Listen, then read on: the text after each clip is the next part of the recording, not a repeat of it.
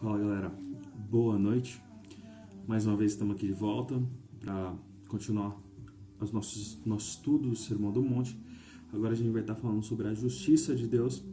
Começa no capítulo 5, a partir do versículo 17. A justiça na graça de Deus. Então Jesus faz esse contraponto. Vai ser uma pregação um pouco mais extensa, vai ser um estudo um pouco mais extenso, tá? Não tem como a gente fugir. Apesar de tudo, eu vou quebrar esse vídeo em duas partes para não ficar tão longo, porque eu sei que eu tenho bastante conteúdo para a gente falar e é sobre o mesmo contexto, então não tem nem como cortar o tema e tentar fazer um vídeo rápido de 4, 5 minutos, não vai dar certo, tá bom? Então, para ter profundidade, então se prepara, relaxa, pega a sua Bíblia, leia o capítulo 5 de Mateus, na verdade, especificamente do versículo 17 ao versículo 32. Então, Mateus 5, 17 a 32. Tudo bem? Vamos começar a leitura. Eu não vou ler todo o conteúdo, eu vou ler agora só a introdução e a gente vai conversando sobre o conteúdo para frente. Tudo bem? Então, vamos lá. Mateus 5, 17. Não penseis que vim revogar a lei ou os profetas. Não vim para revogar, vim para cumprir. Porque em verdade vos digo, até que o céu e a terra passem, nenhum ou um tio jamais passará da lei, até que tudo se cumpra. Aquele, pois, que violar um desses mandamentos, posto que dos menores, e assim ensinar aos homens, será considerado mínimo no reino dos céus. Aquele, porém, que observar e ensinar, esse será considerado grande no reino dos céus. Porque eu vos digo que se a vossa justiça não exceder em muito a dos escribas e fariseus, jamais entrarei no reino dos céus. Algo muito interessante, Jesus está fazendo um contraponto. Algo muito bom a se dizer para quem não conhece o background ali do Evangelho de Mateus. A gente sabe que a obra de Jesus foi uma explanação para os judeus. Mateus ele se preocupa muito em trazer essa posição aos judeus, então ele vai sempre dar bastante referências que Jesus deu aos judeus, tá? Então aqui Jesus vai começar a fazer um contraponto aos judeus, principalmente da seita dos fariseus, que é a seita mais religiosa, a seita que seguia mesmo à risca, né, as leis da Torá. E Jesus vai começar a fazer um contraponto daquilo que está na lei para aquilo que realmente deveria acontecer. E no final, ele dá um alerta para os seus discípulos, falando o seguinte, olha, vocês conhecem a justiça dos fariseus, mas se a de vocês não exceder e muito a dos fariseus, que já fazem muitas coisas, para você ter uma ideia, os fariseus, eles jejuavam 2 vezes por semana, eles davam o dízimo de tudo, eles se preocupavam com as minúcias das minúcias da lei. A gente conhece os 10 mandamentos, que está lá em Êxodo 20, porém a lei judaica, ela se estende muito, ela tem mais de 300 leis, entre cerimoniais, sociais, existem várias leis, várias coisas que eles deveriam fazer. Inclusive, Jesus fala que nada daquilo é em vão, né? Nada daquilo vai passar. E ele ainda dá 2 conteúdos, ele fala da lei e os profetas. A lei, aqui que é a referência da Torá, o Pentateuco, que é os 5 primeiros livros da Bíblia, tá? Gênesis, Êxodos, Números, Levítico, Deuteronômio. Ou ao contrário. Mas também ele fala dos profetas, e aqui os profetas todos os outros profetas do Antigo Testamento. Então, os profetas maiores, todos aqueles profetas pequenininhos que escreveram um pouco, também está aqui, inclusive os livros históricos, Josué, entre outros. Então, quando ele está falando que nada daquilo irá passar, é realmente praticamente todo o Antigo Testamento, tudo aquilo que é ensinado no Antigo Testamento, ele não vai passar, porque Jesus ele veio cumprir, ele não veio exterminar a lei. Inclusive a gente tem aquela ideia de que mas o Velho Testamento é ruim, a lei mosaica é ruim, a lei de Moisés, instituída por Deus, é ruim. Cara, não é ruim. A lei de Moisés, entre várias coisas, né? As pessoas acham que é ruim, inclusive os novos cristãos, eles falam, mas na lei, a lei passou, Jesus é a graça de Deus. Não, Jesus veio ensinar a gente a praticar a lei.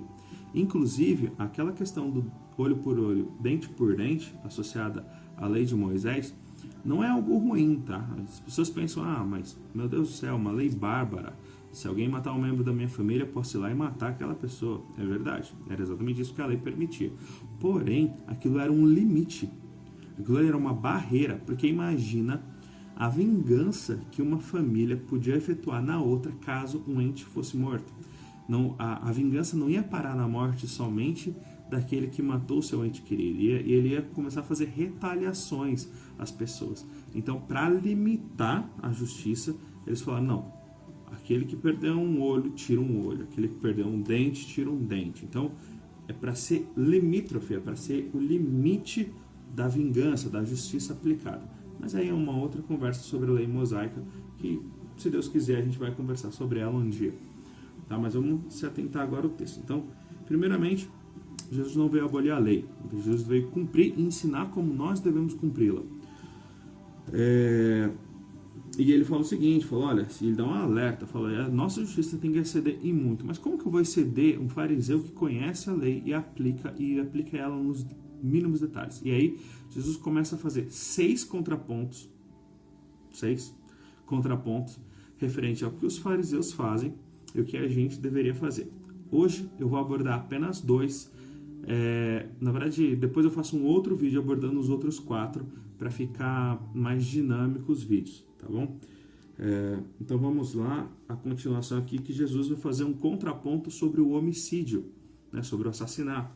Ele fala assim, visto que foi dito aos antigos, não matarás, e quem matar estará sujeito a julgamento. Isso é uma referência aos 10 mandamentos, não matarás, que está lá em Êxodo 20, e interessante é que não matarás aqui não é simplesmente não matarás, matei por acidente, não, é não assassinarás, tá? Não cometerá um crime doloso, né? Eu, porém, vos digo que todo aquele, algumas traduções traz sem motivo, se irar contra o seu irmão, estará sujeito a julgamento. E quem proferir um insulto ao seu irmão estará sujeito ao julgamento do tribunal, e quem lhe chamar de tolo estará sujeito ao inferno de fogo. Muito interessante. Jesus fala que não apenas o ato de matar, mas o ato de se irar e chegar a ofender o seu irmão. E aqui é uma referência, a palavra em aramaico é haka, que significa basicamente cabeça vazia, tolo, idiota. Nem é algo, né? Hoje em dia parece que nem é algo tão absurdo. Mas o fato de você se irar principalmente e ofender a outra pessoa, isso já te forma digno de quem cometeu um assassinato, porque praticamente você o assassinou no seu coração. Então Jesus ele é bem enfático em dizer como a gente deveria praticar isso. E ele fala, se pois, aí ele dá um exemplo do que poderia acontecer de você se irritar com alguém, e ele fala a forma como você não deveria se irritar. Então ele fala assim, se pois, ao trazeres ao altar a tua oferta, ali te lembrares que o teu irmão tem alguma coisa contra ti. Os judeus eles tinham esse costume de levar ao templo uma oferta a Deus, que ele entregava ao sumo sacerdote, ok? Isso era um sinal de adoração. Aí Jesus continuou, falou, deixa perante o altar a tua oferta, vai primeiro reconciliar-te com teu irmão, e então, voltando, faze a tua oferta. Ou seja, em vez de você ir lá no templo e ofertar algo, porque se você está com raiva de alguém, se você está com raiva de um seu irmão, e se você sabe que o seu irmão tem algo contra você, algo muito interessante como ele muda a disposição do passivo e ativo aqui nessa relação conflituosa, é que não é se eu tenho algo contra o meu irmão, é se o meu irmão tem algo contra mim. Eu devo ir até o meu irmão e me reconciliar com ele, para que eu não tenha mais ira, para que eu não tenha mais raiva, para que as coisas passem. E aí eu entrego a minha oferta diante do altar. Algo muito interessante é que, se a gente perceber na Bíblia, Deus nunca recusa a oferta, Deus recusa o ofertante. Foi assim com Caim, foi assim com N outras situações na Bíblia. O importante para Deus é a disposição correta de quem está ofertando. Mas, Giovanni, então não tem uma forma correta? Não, também tem uma forma correta. Mas Deus, quando recusa uma oferta, ele está recusando aquele que o ofertou. Tá? Isso é muito importante, porque ele não está se importando com o valor do que você ofertou, mas sim com o seu coração e a forma como você ofertou para ele. Então não adianta eu ir na igreja, começar a dar dízimo, começar a dar oferta, se eu sei que alguém tem algo contra mim, eu não vou e me reconcilio, porque o que Jesus espera é que eu tenha paz com todos os homens e que eu me reconcilie com o meu próximo, tá bom? Então isso é muito importante. E ele fala assim, entra de acordo sem demora com o teu adversário enquanto estás com ele a caminho, para que o adversário não entregue ao juiz e o juiz oficial de justiça e sejam recolhidos à prisão. Que é só um termo de... É melhor você se reconciliar antes com o seu irmão, para que isso não venha a ir para a justiça. E inclusive ele fala assim, você pode ser preso e em verdade eu te digo que não sairás dali enquanto não pagares o último centavo. Aqui ele faz uma referência básica, inclusive tem várias analogias que a Bíblia fala com parábola sobre o perdão, né? E sobre o perdão de dívida. E aqui ele está falando sobre caso você tenha algum problema, inclusive problema judicial com seu irmão, é que melhor que você se reconcilie com ele antes que ele chame as autoridades e você seja preso e você tenha que pagar por tudo. Por quê? Se vocês são irmãos, se vocês entendem o coração um do outro, se vocês têm a mesma fé e vocês querem agradar a Deus, vocês vão encontrar uma forma de se reconciliar. E é melhor isso do que um ficar ofendido com o outro e ter o problema de você chegar a ofender e se irar. E ali, né, o próprio texto diz que você pode ser condenado só pelo fato de você se irar contra o seu irmão, mesmo que a sua ira seja justa, tá bom? Então vamos lá.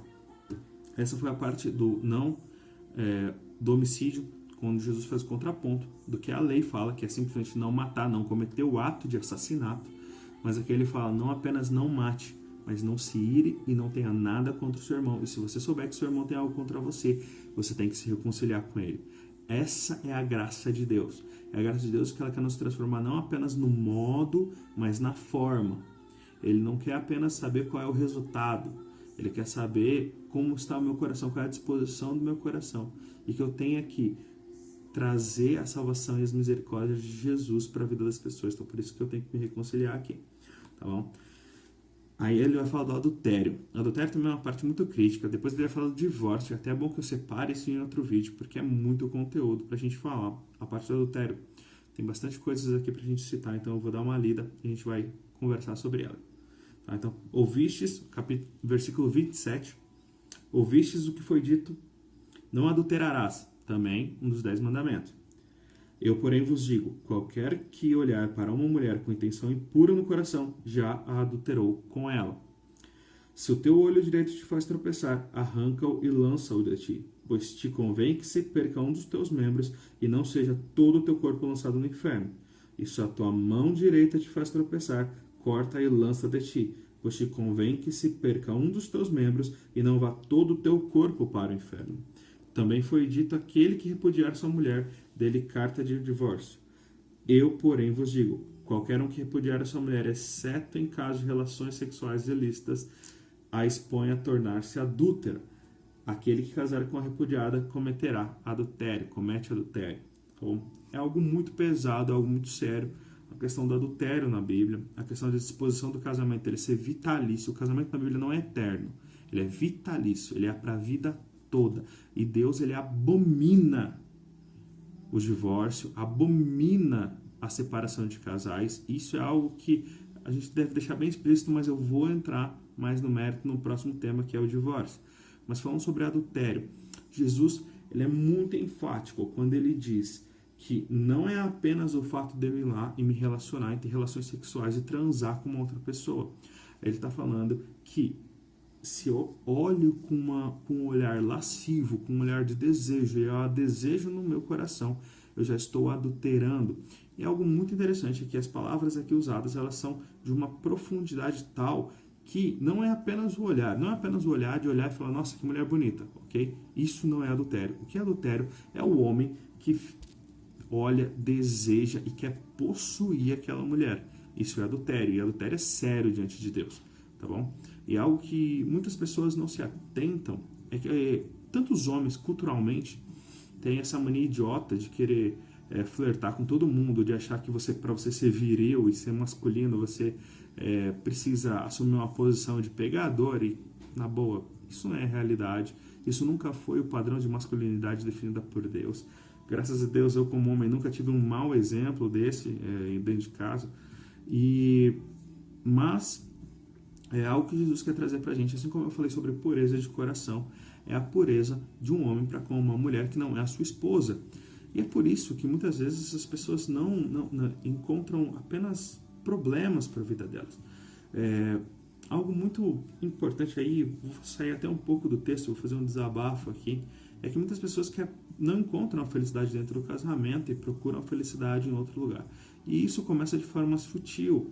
Ninguém trai de uma hora para outra. Muitas traições, elas começam, na verdade a maioria delas, elas começam por pequenos flertes. Começa primeiro com olhadas, depois das olhadas, os flertes, os toques, os contatos. Aí sim é consumado o adultério, depois que você já cicatrizou, você já ficou matutando aquilo, ficou marinando aquela ideia na sua cabeça até que aquilo se consumou e você realmente trouxe condenação para a sua vida. Porque quando você peca, quando você adultera, você traz condenação. E é por isso que Jesus nos alerta, fala, olha, você não deve nem olhar para uma mulher de forma impura. Cara, e na boa, ninguém, vocês vão me desculpar, mas a realidade é que um casamento nunca vai te fazer feliz. Se alguém está procurando uma felicidade no casamento e ela não encontra, eu vou falar, o casamento não vai te fazer feliz. Quem vai te fazer feliz é Deus. O casamento é a realização do propósito de Deus. Mas se você não é feliz solteiro, você não vai ser feliz casado. Se você não é feliz casado, você não vai ser feliz com filho. Se você não é feliz com filho, você não vai ser feliz com uma amante ou com um amante. Ok?